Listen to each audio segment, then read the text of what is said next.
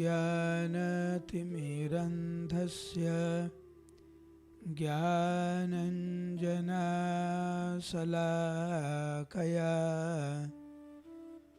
चक्षुरुन्मिलितं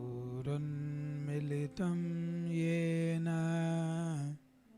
तस्मै श्रीगुरवे नमः। नमः ॐ विष्णुपदाय कृष्णपृष्ठाय भूतले श्रीमते भक्तिवेदान्त स्वामिन् इति नामिने। नमस्ते सारस्वती देवे गौरवाणी प्रचारिणे निर्विशेषा शून्यवादी पाश्चात्यदेशतारिणे वञ्चाकल्पतरुभ्यश्च कृपासिन्धुभ्यैव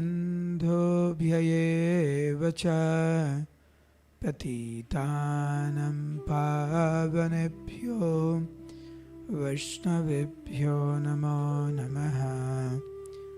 जय श्री कृष्ण चैतन्य प्रभु नित्यानंद श्री अद्वैत गदाधर श्रीवासदि गौर भक्त वृंद। हरे कृष्ण कृष्ण कृष्ण हरे हरे हरे राम राम राम हरे हरे। मूकं करोति वाचालं पङ्गुं लङ्घयते गिरिं यत्कृपातमहं वन्दे श्रीगुरुं दिनतारिणं परमानन्दमाधवं श्रीचैतन्य ईश्वरं। नमः ॐ विष्णुपदाय कृष्णपृष्ठाय भूतले श्रीमते जयपताका स्वामिनिति नामिने। नमः आचार्यपादाय निताय कृपाप्रदायिने गौरकथाधामदाय नगरग्रामतारिणे। हरे कृष्ण। उपस्थित समस्त गौर भक्त वृंदेर श्री चरण कमले আমার সশ্রদ্ধ প্রণাম।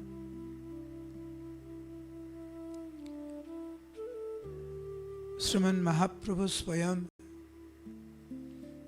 মাধবেন্দ্র পুরীপাদের মহিমায় এই জগতে প্রকাশ করেছেন।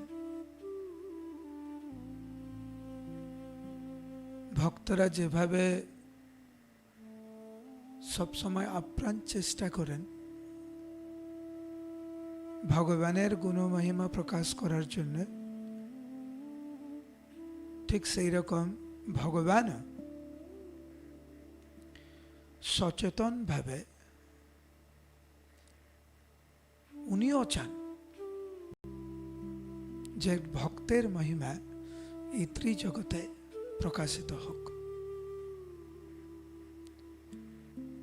মাধবেন্দ্র পুরীপাদের মহিমা যেটা আমরা গতকাল শুনেছি সেটি কিন্তু শ্রীমান মহাপ্রভু স্বয়ং জগৎবাসীর কাছে প্রকাশ করেছেন। গতকাল আমরা শ্রবণ করেছি কিভাবে মহাপ্রভু ছিলেন বক্তা, নিত্যানন্দ প্রভু হচ্ছেন শ্রোতা। নিত্যানন্দ প্রভুর নেতৃত্বে বেশ কিছু ভক্ত মহাপ্রভু শ্রীমুখ থেকে মাধবেন্দ্র পুরীপাদের মহিমা শ্রবণ করেছেন।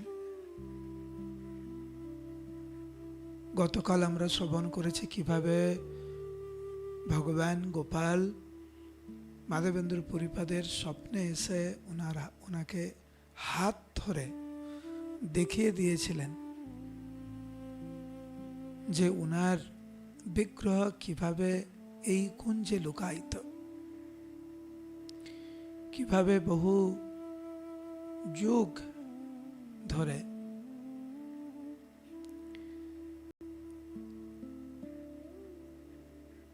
ভগবান অপেক্ষা করছিলেন মাধবেন্দ্র পুরীপাদের জন্য, ওনার থেকে সেবা গ্রহণ করতে চান।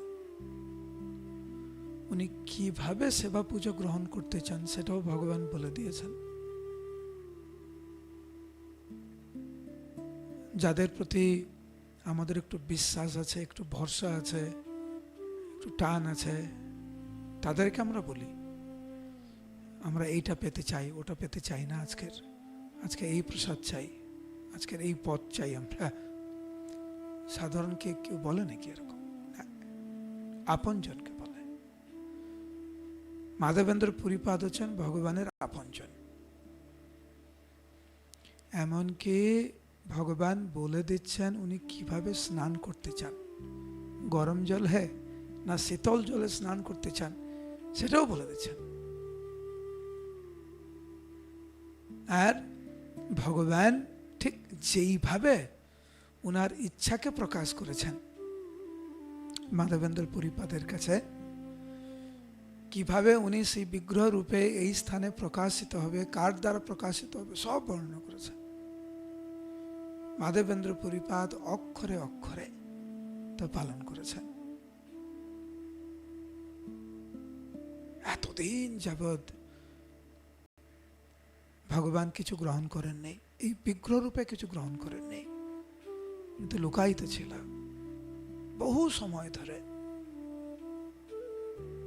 সেই জন্য অভিষেকের পরে ভগবানকে খুব সুন্দর করে সাজিয়ে ব্রজবাসীদেরকে নিযুক্ত করেছিলেন ভগবানের জন্য রন্ধন করতে। কত প্রকার পদ, অগণিত। সেই জন্য চৈতন্য চরিতামৃতের বর্ণনায় সকল আনিয়া দিল পর্বত হইল পূর্ণ। পর্বত হইল পূর্ণ মানে গিরিরাজ গোবর্ধনের কথা বলছে। পুরো গিরিরাজের উপর ভাগ পূর্ণ হয়ে গেছে। আমাদের পরিক্রমা করতে লাগে 6 ঘন্টা 7 ঘন্টা, তাহলে চিন্তা করুন গোবর্ধন পর্বত কত বড়। আর মাধবেন্দ্র পুরীপাদের ব্যবস্থাপনা কেমন ছিল যে পুরো পর্বত উনি ভরপুর করে দিয়েছেন। উনি কত রকম পথ সেখানে উনি বর্ণনা করেছেন। কৃষ্ণদাস কবিরাজ গোস্বামী মাধবেন্দ্র পুরীপাদ ভোগ লাগাচ্ছেন ভগবানকে। ভগবান অত্যন্ত ক্ষুধার্ত, আর মাধবেন্দ্র পুরীপাদ প্রেম দিয়ে ভগবানকে খাওয়াচ্ছেন। মাধবেন্দ্র পুরীপাদ অনুভব করছেন যে ভগবান সব কিছু গ্রহণ করছেন, সব কিছু। আমাদের কাছে সম্ভব নয়, আমাদের সবকিছু একটা সীমার মধ্যে রাখতে হয়। কতটুকু পাবো আর কতটুকু পাবো না, এটা সীমার মধ্যে না রাখলে কিন্তু হসপিটালে যেতে হবে আমাদেরকে। উনি তো ভগবান অসীম। মাধবেন্দ্র পুরীপাদ যা অর্পণ করেছেন ভগবান পুরোটাই উনি গ্রহণ করেছেন, কিচ্ছু রাখেনি, প্রসাদ রূপে কিছু রাখেনি, সব চেটেপুটে খেয়ে নিয়েছে ভগবান। মাধবেন্দ্র পুরীপাদ এটা অনুভব করেছেন, কিন্তু পরের মুহূর্তে মাধবেন্দ্র পুরীপাদ দেখলেন যে ভগবানের আশীর্বাদে যতটুকুই উনি অর্পণ করেছেন পুরোটাই আবার সমস্ত পাত্রে পূর্ণরূপে প্রকাশিত হলো। আবার ভগবানের পক্ষে সম্ভব, আমাদের পক্ষে সম্ভব নয়। তো এইভাবে যখন পুনরায় ভগবানের স্পর্শে প্রসাদী অন্ন ব্যঞ্জনাদি পুনরায় সেই রূপ হইল, আগের মতো হলো, তখন মাধবেন্দ্র পুরীপাদ ভগবানকে বিশ্রাম দিয়ে সবার মধ্যে, ব্রজবাসীদের মধ্যে এই ভগবানের দিব্য প্রসাদ উনি ব্রজবাসীদের মধ্যে বিতরণ করলেন। দাবানলের মতো এই খবর ছড়িয়ে পড়ল যে গোপাল প্রকট হইল দেশে সপ্ত হইল, আশপাশ গ্রামের লোক দেখিতে আসিল। অগণিত ব্রজবাসীরা বিভিন্ন স্থান থেকে তারা আসতে শুরু করলো। এত সুন্দর উৎসব দেখে এক একটি গ্রামবাসী তারা স্থির করলেন যে আজকের যেই রকম মহোৎসব হয়েছে, এই রকম মহোৎসব আমরা প্রত্যেকটা দিন চাই। ভগবান কেন একদিন এই রকম উৎসব উপভোগ করবেন, কেন প্রত্যেক দিন নয়? সেই জন্য এক একটি গ্রাম এক এক দিনের উৎসবের দায়িত্ব নিলেন। এখন দেখবেন ইসকনে এই প্রথা এখন চালু হয়েছে। বিভিন্ন মন্দিরের আবাসিক ভক্তবৃন্দরা কম, বেশিরভাগ মন্দিরে। সেই জন্য বিভিন্ন গৃহস্থ ভক্তদেরকে বিভিন্ন সেবায় নিয়োজিত করা হচ্ছে। তো গৃহস্থ ভক্তরা যদি মাসে একদিন সেবা করে, তাহলে সেই উৎসাহ, সেই উদ্দীপনা, সেই সময়টা তারা একটি বের করতে পারবে। কোনো গৃহস্থ ভক্তকে যদি বলা হয় আপনি প্রত্যেকটা দিন মন্দিরে সেবা করুন, ওনাদের জন্য একটু অসুবিধা হয়। গৃহের কার্য রয়েছে, প্রভুর চাকরি রয়েছে বা ব্যবসা রয়েছে। মাধবেন্দ্র পুরীপাদের সময় এক অদ্ভুত প্রক্রিয়া মাধবেন্দ্র পুরীপাদ শুরু করেছিলেন, যেখানে এক একটি গ্রাম এক এক দিনের উৎসবের দায়িত্ব নিয়েছিলেন। আর প্রত্যেকটা দিন অন্নকূট মহোৎসব। আপনারা দেখেছেন অন্নকূট মহোৎসব কেমন হয়? অন্নের পাহাড়, হালুয়ার পাহাড়, রুটির পাহাড়, পকোড়ার পাহাড়, মিষ্টির পাহাড়। এটা আমরা বছরে একদিন দেখি। মায়াপুরে বছরে একবার হয়। ওই রকম পাহাড়, অন্নের পাহাড়, পকোড়ার পাহাড়, রসগোল্লার পাহাড়, হালুয়ার পাহাড়, প্রত্যেক দিন হয় না। কিন্তু মাধবেন্দ্র পুরীপাদ এরকম আয়োজন করেছিলেন ভগবানের জন্য, যে এইরকম উৎসব প্রত্যেকটা দিন। কি করে সম্ভব? কারণ এক একটি গ্রাম দায়িত্ব নিয়েছেন বলে। একজন ধনী ভক্ত মথুরা থেকে আসলেন আর গোবর্ধনের উপরে এক অপূর্ব সুন্দর মন্দির স্থাপন করলেন। যারা গোবর্ধন পরিক্রমা করেছেন আপনারা নিশ্চয় দেখেছেন, ওই মন্দিরটা দেখেছেন।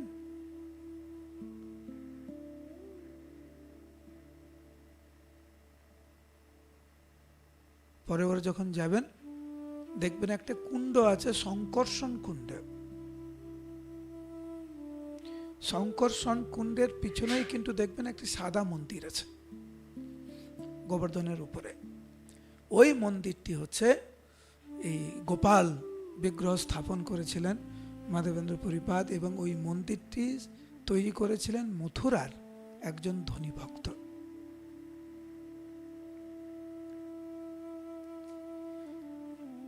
এই জগতে কে কত ধনী কিভাবে বিচার হয়? কার কত টাকা পয়সা আছে, তাই না? ব্যাংকে কত টাকা আছে, ক্যাশ কত টাকা আছে, ইত্যাদি ইত্যাদি। কিন্তু তখনকার দিনে ব্রজে কিভাবে গণনা হতো কে কত ধনী? কিভাবে হতো? কার কত গাভী আছে।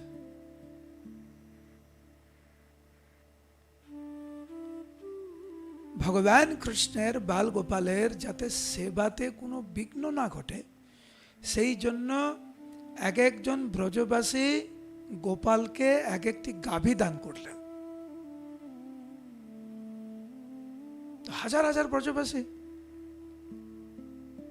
আর গোপালের হাজার হাজার গাভী হলো। চৈতন্য চরিতামৃত বর্ণনা শুনেন। এক এক ব্রজবাসী এক এক গাভী দিল, সহস্র সহস্র গাভী গোপালের হইল। তার মানে উপরে গোপাল আর নিচে গোপালের জন্য কত বড় গোশালা ছিল চিন্তা করুন। আপনাদের এখানে অনেকের বাড়িতে একটা দুটো গাভী আছে হয়তো, কত দুধ পান একটু ভাবুন। যদি হাজার হাজার গাভী থাকে তাহলে কত দুধ, এবং সেই দুধ থেকে কত দই, কত মাখন, কত ঘি, কত প্রকার এই দুগ্ধজাত মিষ্টি। কি জন্য? গোপালের জন্য। এই যে প্রত্যেকটা দিন গোবর্ধন পূজা মানে অন্নকূট মহোৎসব, প্রত্যেকটা দিন গোপালের জন্য। মাধবেন্দ্রের পুরীপাদ পুরো বন্দোবস্ত করে গেছেন।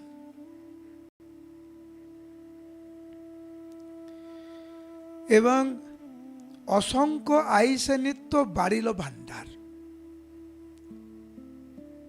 বিভিন্ন স্থান থেকে ভক্তরা আসতে লাগলেন এবং ভগবানের সেবার জন্য, মানে বর্তমানের সেবার জন্য এবং ভবিষ্যতের সেবার জন্য, যাতে কোনো বিঘ্ন না ঘটে সেই জন্য তারা বিভিন্ন বস্তু প্রদান করলেন এবং এইভাবে মহা ধুমধামে গোপালের সেবা হতে লাগলো। আর গোপাল খুব খুশি মাধবেন্দ্র পুরীপাদের এই আয়োজন দেখে। প্রত্যেকটা দিন মহোৎসব। সেই সময় বাংলা থেকে, গৌরমণ্ডল থেকে দুইজন বৈরাগী ব্রাহ্মণ তারা মাধবেন্দ্র পুরীপাদের কাছে আসলেন এবং মাধবেন্দ্র পুরীপাদ তাদেরকে গোপালের সেবায় নিয়োজিত করলেন। বৃন্দাবনে যাবেন, দেখবেন বেশিরভাগ মন্দিরের পূজারীরা কিন্তু বাঙালি ভক্ত। এখন ওনাদের বাংলাটা একটু পরিবর্তন হয়ে গেছে, কিন্তু বাংলা বলতে পারে ওনারা, কারণ বৃন্দাবনের আদি পূজারীরা বেশিরভাগ সব বাঙালি ছিলেন। গোবিন্দদেবের আদি পূজারী তো বাঙালি ছিল, এখানে গোপালের আদি পূজারী কিন্তু বাঙালি। তো যাই হোক, এইভাবে 2 বছর মাধবেন্দ্র পুরীপাদ গোপালের সেবা করেছেন মহা ধুমধামে। তো একদিন ভগবান গোপাল এসেছেন মাধবেন্দ্র পুরীপাদের স্বপ্নে, মানে 2 বছর শ্রী বিগ্রহ প্রতিষ্ঠা করার পরে। ভগবানকে যতই সেবা করুন, ভগবান কিন্তু আরো চায়, ভগবান আরো সেবা চায়, আরো ভালোবাসা চায়। ভগবান বললেন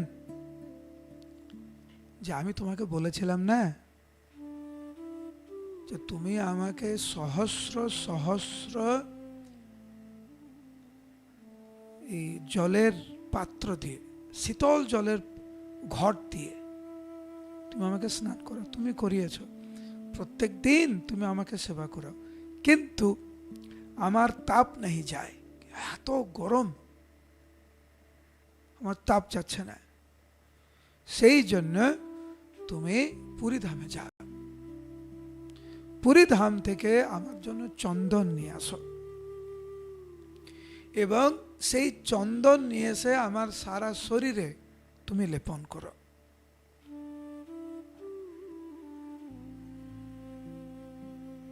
তুমি তাড়াতাড়ি যাও, আমার খুব কষ্ট হচ্ছে। মাধবেন্দ্র পুরীপাদ যখন ঘুম থেকে উঠলেন, পূজারীদেরকে বললেন ভগবানের ইচ্ছা পালনের জন্য আমি পুরীধামে যাচ্ছি, তোমরা গোপালের সেবা ঠিক মতো করো। একা একা চলে গেলেন। প্রথমে আসলেন উনি নদিয়াতে অদ্বৈত গোসাইয়ের শ্রীপাঠে এসে অদ্বৈত গোসাইকে উনি দীক্ষা দিলেন। মাধবেন্দ্র পুরীপাদের ভগবত ভক্তির স্থিতি দেখুন। উনি অদ্বৈত গোসাইয়ের গুরু, শ্রীবাস ঠাকুরের গুরুদেব, ঈশ্বর পুরীপাদের গুরুদেব।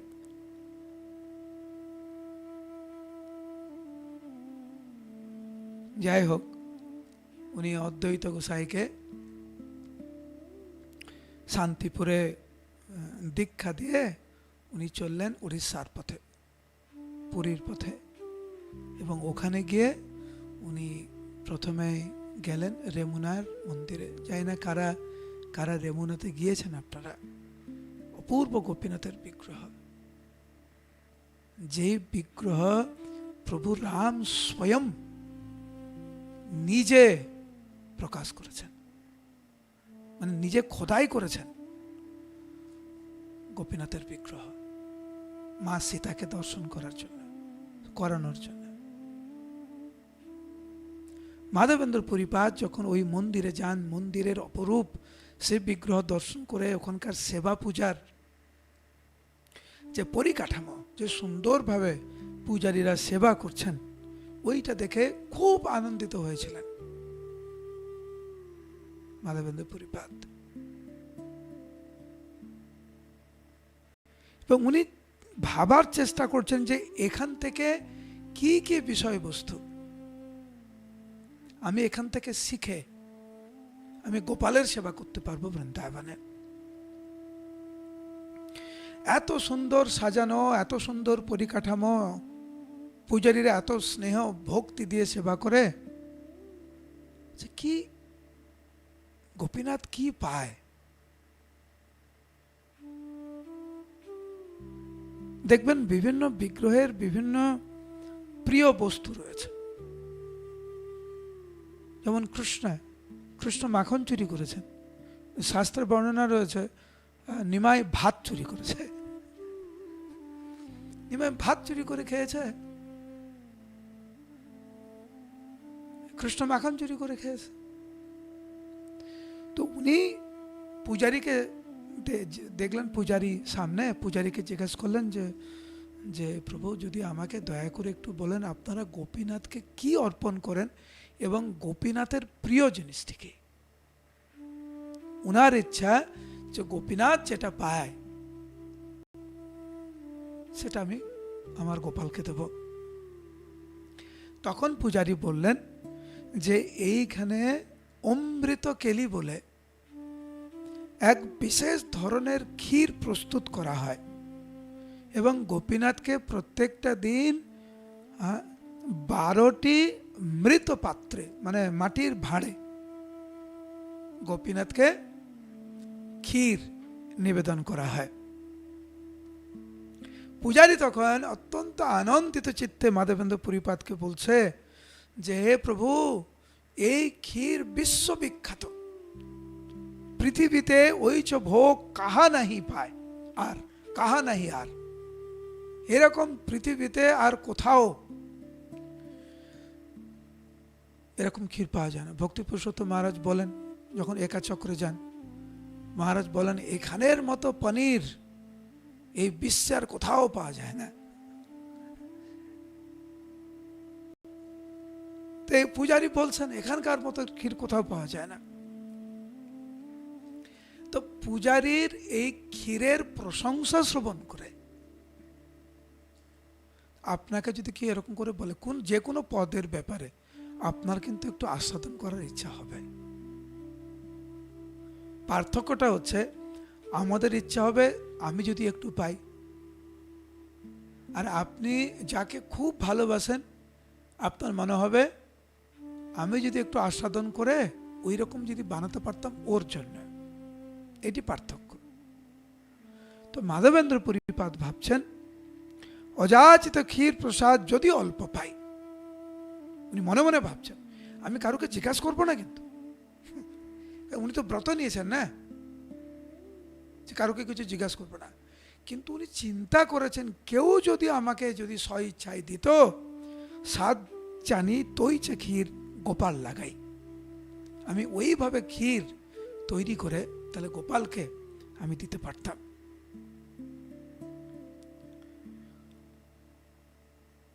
কিছুক্ষণ পরে উনি সাবধান হয়ে গেলেন, আমি কি করলাম,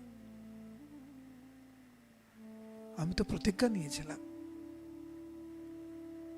এইসব ব্যাপারে আমি চিন্তাই করবো না, স্বইচ্ছায় কেউ যদি দেয় আমি গ্রহণ করব, কিন্তু এখন আমি প্রার্থনা করছি স্বইচ্ছা কেউ আমাকে দিক, তো ঠিক না। আমি অপরাধ করে বসলাম, হে প্রভু আমার তো ব্রত ভেঙে গেল, এখন আমার কি হবে, আমি তো অপরাধী হয়ে গেলাম। তো গোপীনাথের রাত্রিবেলার যে শেষ আরতি, মানে 12টি ক্ষীরের যে পাত্র মাটির ভাঁড়ের, ওটা গোপীনাথ গ্রহণ করেছেন। তারপরে শেষ আরতি, আরতি দর্শন করে তাড়াতাড়ি ওখান থেকে বেরিয়ে গেছে লজ্জায়, যে আমি কত বড় অপরাধ করে ফেললাম। বাহিরে আইলা কিছু না কহিলা আর, উনি আর কিছু চাননি, কারো কাছে কিছু চাননি, উনি বেরিয়ে এসেছেন। অনেক দুঃখ প্রকাশ করেছেন যে আমি কত বড় অপরাধ করে ফেললাম। মন্দিরের পাশেই একটি বাজার আছে, এখনো আছে ওই বাজার, যেই বাজারে বসে মাধবেন্দ্র পরিপাত হরিনাম করতে লাগলেন। উনি তো দিন রাত ক্রন্দন করতে করতে হরিনাম করতেন, ক্ষুধা তৃষ্ণা কিচ্ছু নাই। কেন নেই? কারণ উনি প্রেমামৃতে তৃপ্ত, সেই জন্য। প্রেমামৃতে তৃপ্ত ক্ষুধা তৃষ্ণা নাহি বাধে, ক্ষীর ইচ্ছা হইল তাহে মানে অপরাধে। সব সময় নামের আশ্রয় থাকার ফলে ওনার ক্ষুধা তৃষ্ণা সেরকম কিছু ছিল না, কিন্তু যেহেতু উনি ভেবেছেন কেউ যদি দিত তাহলে ভালো হতো, সেই জন্য উনি নিজেকে অপরাধী বলে মনে করছেন। তো সারা রাত ধরে উনি জপই করছেন, ভগবানের দিব্য নাম করছেন। এদিকে পূজারী ভগবানকে শয়ন করে উনি শয়নে চলে গেছেন, পূজারী শয়নে চলে গেছেন।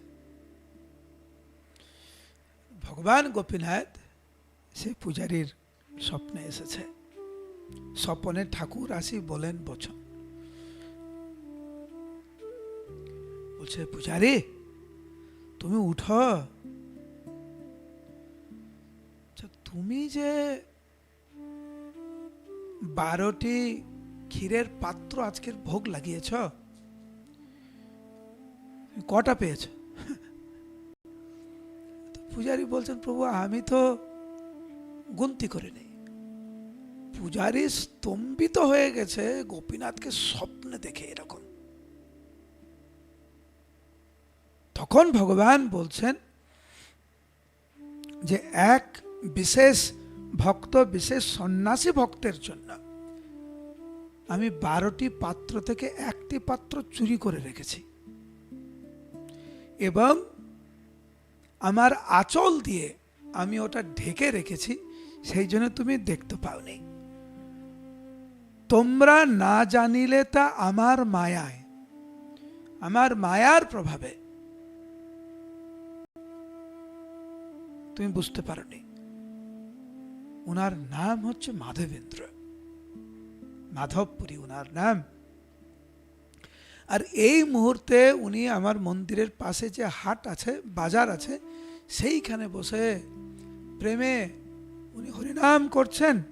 তুমি দয়া করে তুমি প্রস্তুত হয়ে আমার কাছ থেকে তুমি এই ক্ষীরের পাত্রটি, যেটি আমি মাধবেন্দ্র পরিপাদের জন্য চুরি করেছি, তুমি দয়া করে তাহাকে এই ক্ষীর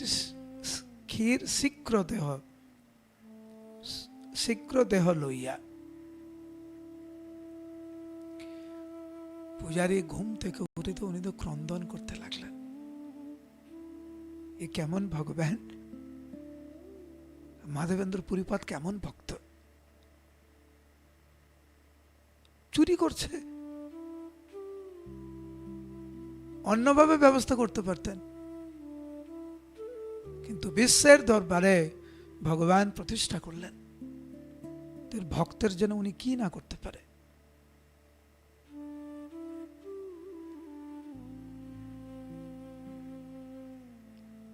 উনি তাড়াতাড়ি স্নান আদি করে ঠাকুর ঘরে গিয়ে সত্যিকারের দেখলেন যে ভগবান গোপীনাথ সত্যিকারের একটি ক্ষীরের পাত্র চুরি করেছে।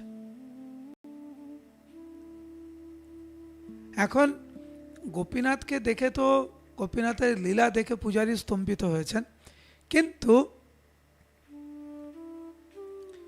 উনার সবচাইতে এখন বড় ইচ্ছা সেই ভক্তকে দর্শন করা, যেই ভক্তের জন্য ভগবান গোপীনাথ চুরি করেছেন।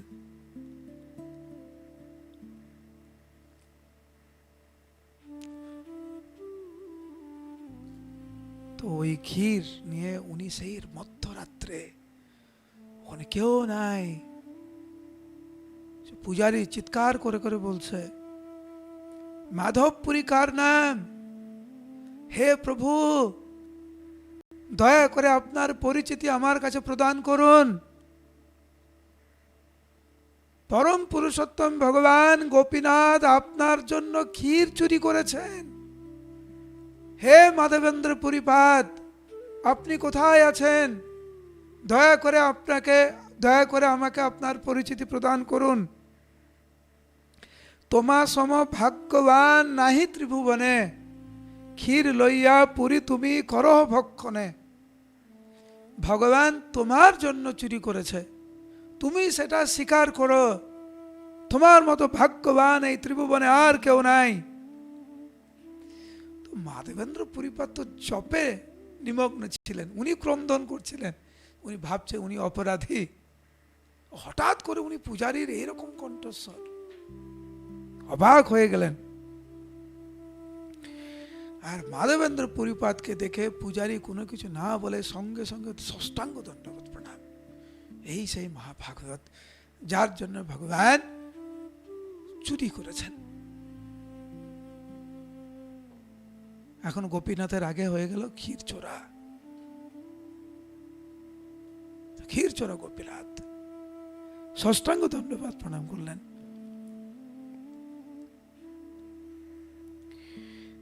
এখন মাধবেন্দ্র পুরীপাদকে দর্শন করলে মাধবেন্দ্র পুরীপাদের প্রেম দর্শন করে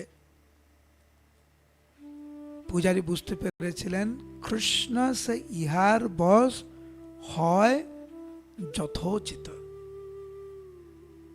একদম ঠিক, এইরকম ভক্তের জন্য ভগবান চুরি করতেই পারেন। কেমন প্রেম মাধবেন্দ্র পুরীপাদের। মাধবেন্দ্র পুরীপাদকে প্রণাম করে ওনার আশীর্বাদ নিয়ে ক্ষীরটা দিয়ে উনি যখন চলে গেলেন, মাধবেন্দ্র পুরীপাদ সেই ক্ষীর পেয়ে কি অঝরে ক্রন্দন করেছিলেন। ভগবানের যে কত করুণা সেটার কথা চিন্তা করে একটু ভাবুন, কেমন করে ক্ষীর প্রসাদ পেয়েছেন মাধবেন্দ্র পুরীপাদ। চেটে পুটে খেয়েছে ওই ক্ষীর। তারপরে যে পাত্রটি ছিল সেই পাত্রটি একদম টুকরো টুকরো করে উনি খণ্ড করেছেন এবং ওনার চাদরে ওটা বেঁধে রেখেছিলেন এবং প্রত্যেক দিন অল্প অল্প করে উনি ওটি পেতেন। আর যখনই ওটি পেতেন ওনার প্রেম প্রকাশ পেত। এখন মাধবেন্দ্র পুরীপাদ ভাবছেন যে ভগবান করুণা করে আমার জন্য ক্ষীর চুরি করলেন, তা আবার পূজারী জেনে গেছে। আমি যদি কালকের সকালে এখানে থাকি সবাই আমার কাছে আসবে, আমাকে প্রশংসা করবে, আমাকে প্রণাম করবে।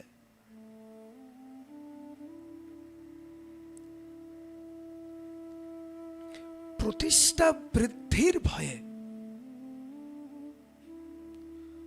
মাধবেন্দ্র পুরীপাদ শেষ রাত্রিতে ওখান থেকে চলে গেলেন নীলাচলের উদ্দেশ্যে, যেখানে সাধারণ ভক্তরা সাধারণ মানুষ প্রতিষ্ঠা বৃদ্ধির জন্য পাগল, সেখানে মাধবেন্দ্র পুরীপাদ প্রতিষ্ঠা বৃদ্ধির ভয়ে সেই স্থান পরিত্যাগ করলেন।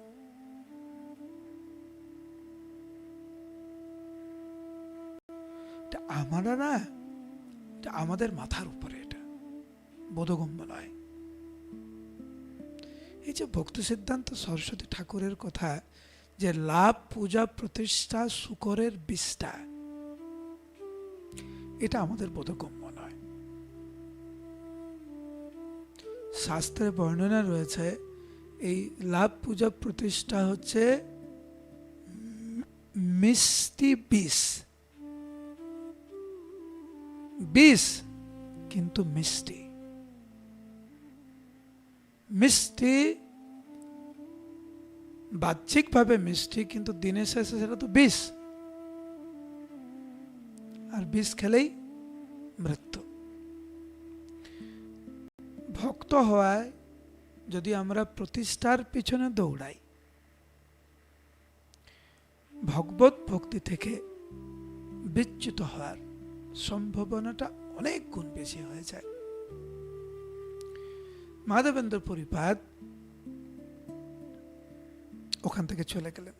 সেই ভয়ে রাত্রি শেষে চলিলা শ্রীপুরা পুরী, সেইখানে গোপীনাথ দণ্ডবোধ করি, মানে সেই বাজার থেকে গোপীনাথকে দণ্ডবোধ প্রণাম করেই উনি ওখান থেকে চলে গেলেন পুরীর উদ্দেশ্যে। তো পুরীতে গিয়ে, পুরীতে উনি যে পৌঁছেছেন, উনার আগে উনার মহিমা পৌঁছে গেছে পুরী ধামে।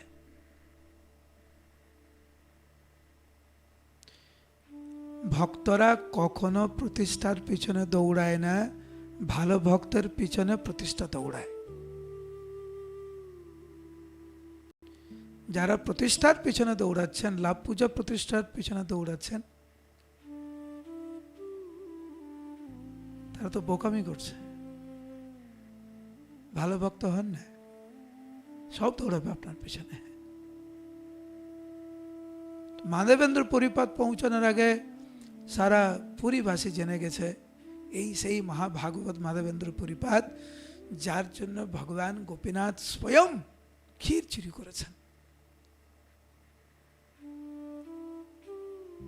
তো সেইখানে উনি জগন্নাথ দেবের পূজারীর কাছে উনি প্রকাশ করলেন যে বৃন্দাবনের গোপাল উনি চেয়েছেন চন্দন এবং কর্পূর, এই পুরীধামে আসতে বলেছেন, যদি আপনারা ব্যবস্থা করতেন। তো ওনারা 1 মণ চন্দন এবং প্রচুর পরিমাণে কর্পূর ব্যবস্থা করে দিলেন, এবং সেটি বওয়ার জন্য লোক ঠিক করে দিলেন। রাজার থেকে চিঠি দিয়ে দিলেন যাতে কোথাও কর না দিতে হয়।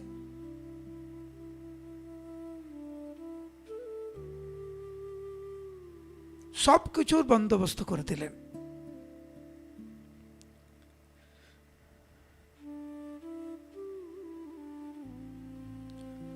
সবকিছু নিয়ে একজন সেবক, একজন বহনকারী, ওনাদেরকে নিয়ে মাধবেন্দ্র পুরীপাদ বৃন্দাবনে যাওয়ার পথে আবার রেমুনাতে এসেছেন, কারণ ওই পথ দিয়েই যেতে হয়।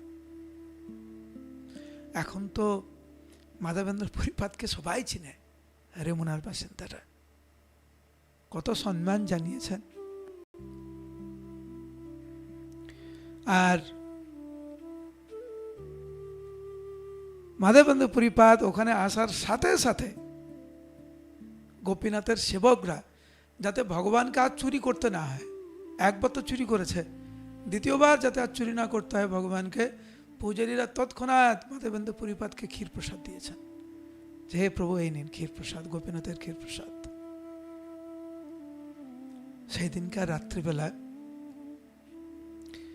বৃন্দাবনের গোপাল মাধবেন্দ্র পুরীপাদের স্বপ্নে আসলেন। গোপাল আসিয়া কহে, শুনহ মাধব, কর্পূর চন্দন আমি পাইলাম সব।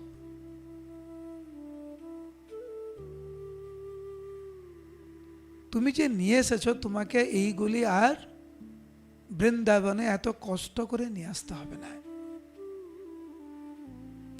তুমি যা যা নিয়ে এসেছো, তুমি সব গোপীনাথের অঙ্গে নিত্য করহ লেপন। কারণ গোপীনাথ এবং আমার সে এক অঙ্গ হয়, ইহাকে চন্দন দিলে আমার তাপ ক্ষয়। গরম লেগেছে আমার বৃন্দাবনে, কিন্তু তুমি যদি গোপীনাথের অঙ্গে চন্দন লেপন করো কর্পূর সহিত, তা আমার শরীরে তাপ ক্ষয় হবে। তুমি কোনো দ্বিধা করো না, বিশ্বাস করি চন্দন দেহ আমার বচনে।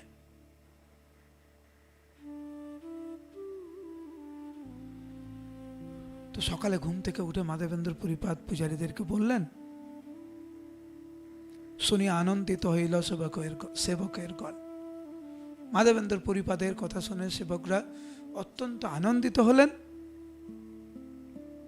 এবং সেই দিন থেকে যতদিন না পর্যন্ত চন্দন এবং কর্পূর সমাপ্ত না হচ্ছে, 21 দিন যাবৎ ওনারা ভগবান গোপীনাথকে এই সেবা করেছেন। মাধবেন্দ্র পুরীপাদ নিজে থেকে এই সেবাটা করিয়েছেন।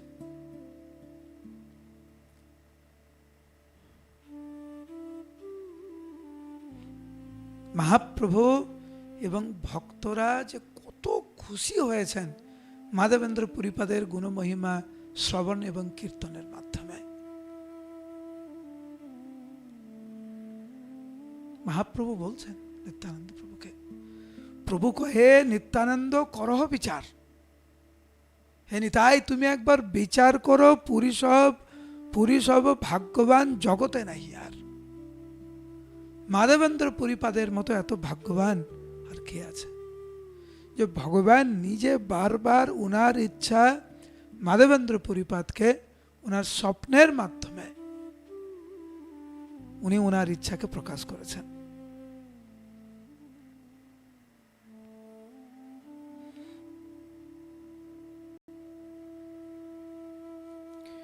একবার বিচার করবেন, মাধবেন্দ্র পুরীপাদ বৃন্দাবন থেকে পুরীর উদ্দেশ্যে রওনা হয়েছিলেন ভগবানের জন্য কর্পূর এবং চন্দন আনার জন্য।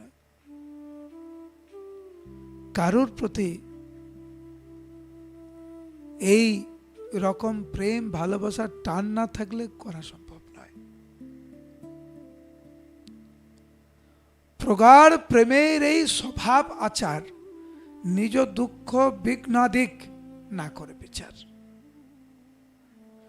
ভক্ত ভগবানের সেবার জন্য যে কোনো দুঃখ মাথা পেতে নিতে পারে, যে কোনো কষ্ট মাথা পেতে নিতে পারে। কিন্তু ভগবান যখন দেখেন ভক্ত যে কোনো ঝুঁকি নিতে রাজি আছে, তখন ভগবান মাঝে মাঝে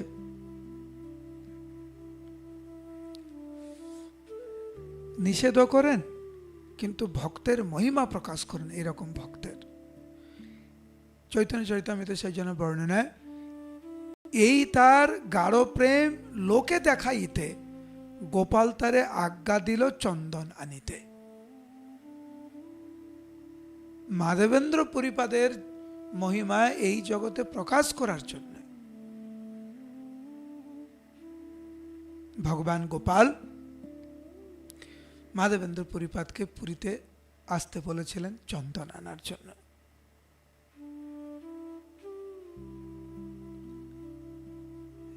মহাপ্রভু বলছেন,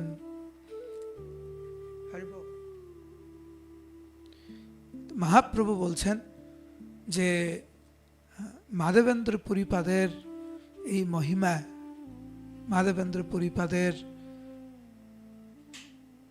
অপরূপ পরম সৌভাগ্য,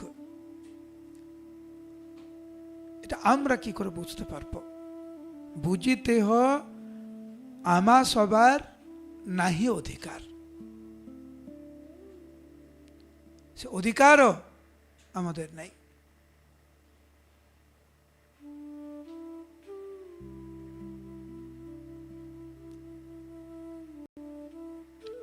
মাধবেন্দ্র পুরীপাদ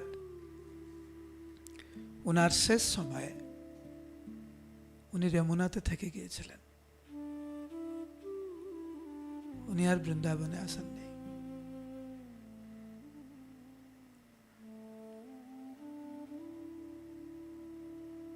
ঈশ্বর পরিপাদ মাধবেন্দ্র পরিপাদের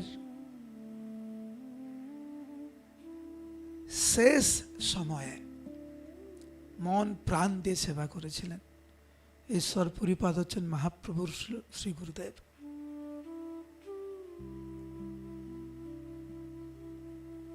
ঈশ্বর পরিপাদ নিজের হাত দিয়ে কিভাবে মাধবেন্দ্র পরিপাদের সেবা করেছেন তা কল্পনাতীত।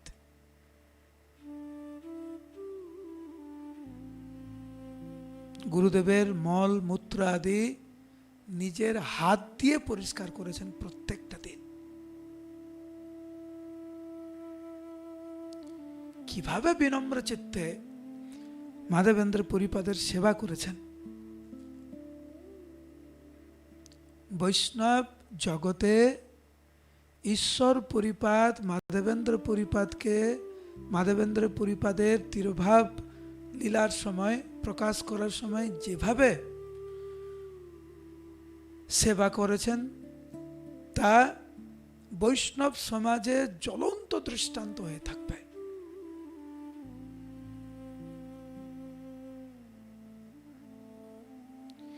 এবং গুরুদেবের ভাব অনুযায়ী বিভিন্ন লীলা প্রকাশ করা, বিভিন্ন শ্লোক, বিভিন্ন ভজন আদি গান গাওয়া ওনার গুরুদেবকে সাহায্য করার জন্য, তা ছিল অকল্পনীয়।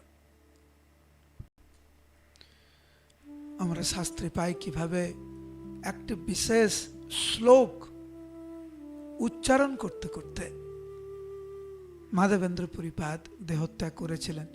এটি প্রকৃতপক্ষে শ্রীমতী রাধারানীর ভাব ছিল কৃষ্ণের প্রতি, কৃষ্ণের বিরহে। ওই দীন দয়ার্দ্র নাথ হে মথুরা নাথ, কদা বলোক্যস্যে হৃদয়ম ত্বাদ লোক কাতরম দয়িত ব্রহ্মথি কিং করম্যহম। হে প্রভু, এখন আমি কি করব?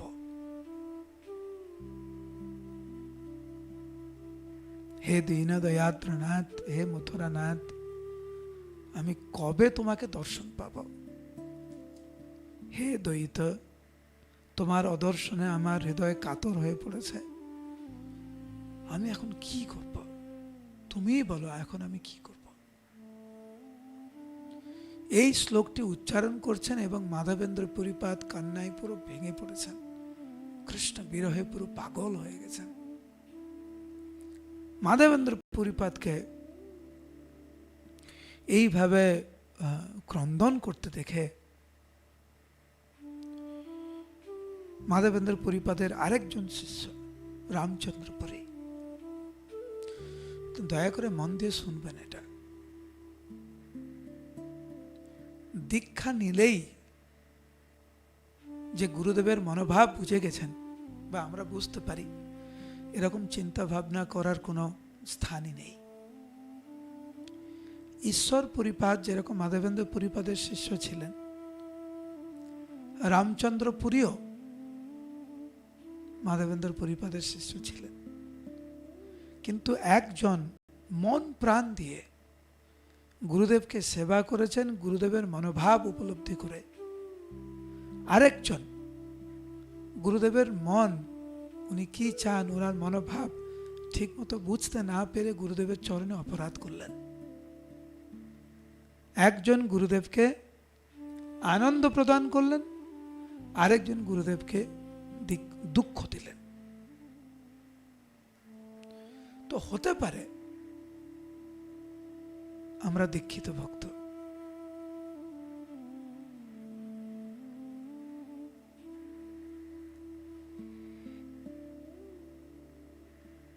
কিন্তু যতক্ষণ না পর্যন্ত আমরা গুরুদেবের মনোভাব যথার্থ রূপে বুঝে ওনার ইচ্ছা অনুযায়ী আমরা পরিচালিত যদি না হই, তাহলে আর কি লাভ?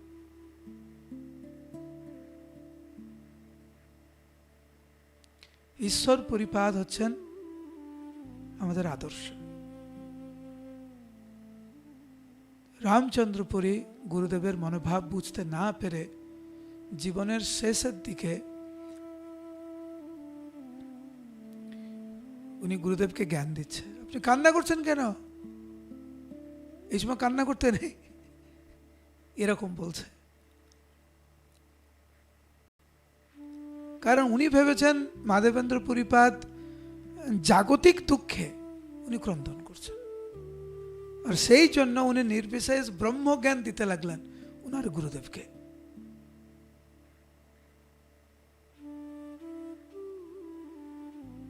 সেই জন্য মাধবেন্দ্র পুরীপাদ বললেন, মোরে মুখ না দেখাবি তুই যাও যথি তথি। তোর মুখ আমি এখন দেখতে চাই না, কারণ তোর মুখ দেখে যদি আমি দেহত্যাগ করি, আমি সঠিক জায়গায় পৌঁছাবো না। কৃষ্ণ না পাইনু মরি আপন দুঃখে, কৃষ্ণকে না পেয়ে আমি দুঃখে জর্জরিত, আর তুমি আমাকে ব্রহ্ম উপদেশ দিতে আসছো।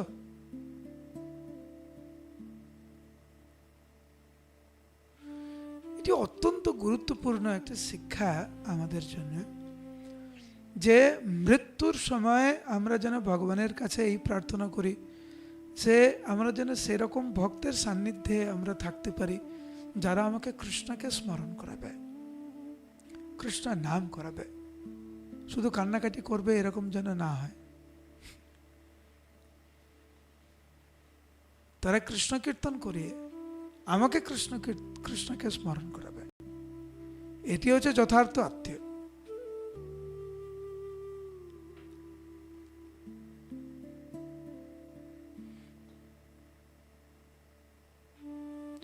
এইভাবে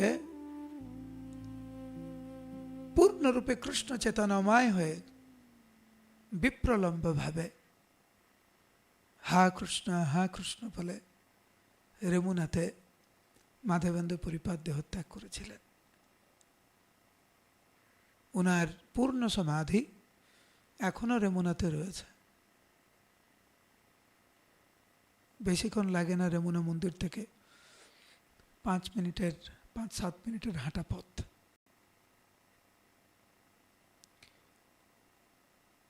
আমাদের ওখানে ছোট্ট একটি সুন্দর মন্দির রয়েছে, জগন্নাথ দেবের মন্দির রেমুনাতে, গিয়ে দর্শন করতে পারেন। আমাদের ক্ষীরচোরা গোপীনাথকে মঙ্গলারতিতে খুব সুন্দর দর্শন হয়, আর এত সুন্দর ভগবান গোপীনাথকে ওখানে সাজায়। ওখানে ক্ষীর প্রসাদও পেতে পারেন, দুপুরে প্রসাদও পেতে পারেন। ওখানে সুন্দর বন্দোবস্ত রয়েছে। তো আজকের আমরা যা শ্রবণ করলাম মাধবেন্দ্র পুরীপাদ সম্পর্কে, তার সমান মহাপ্রভু স্বয়ং প্রকাশ করেছেন।